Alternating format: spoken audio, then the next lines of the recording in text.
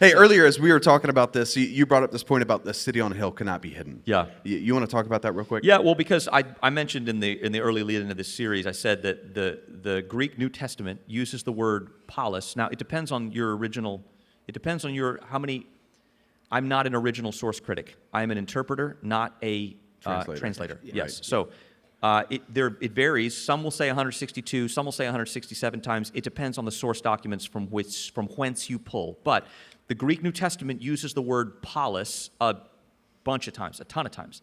And the word there is the word for political power, politics, power structure. Yeah, city structure, power. Yeah.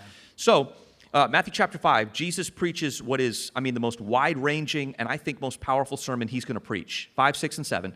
He starts with the Beatitudes. Blessed are the, for theirs is blank. And this is where he outlines what these kingdom citizens are going to look like. And then he starts in the command section. And in Matthew chapter 5, verse 13, he says, you are the salt of the earth, the purifying agent of society. But then in 5:14, he says, you are the light of the world. And then he says, a city set on a hill cannot be hidden. Now, here's the thing about that Greek word. He didn't say, there's a Greek word for neighborhood. There's a Greek word for club. There's a Greek word for church. There's a Greek word for all sorts of things.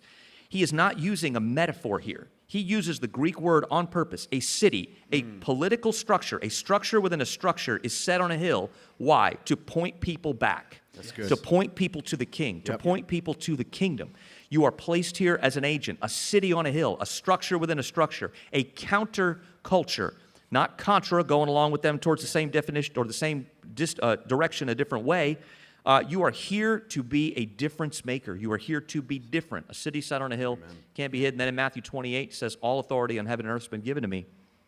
Now I give it to you. Now go and live this change. I love it.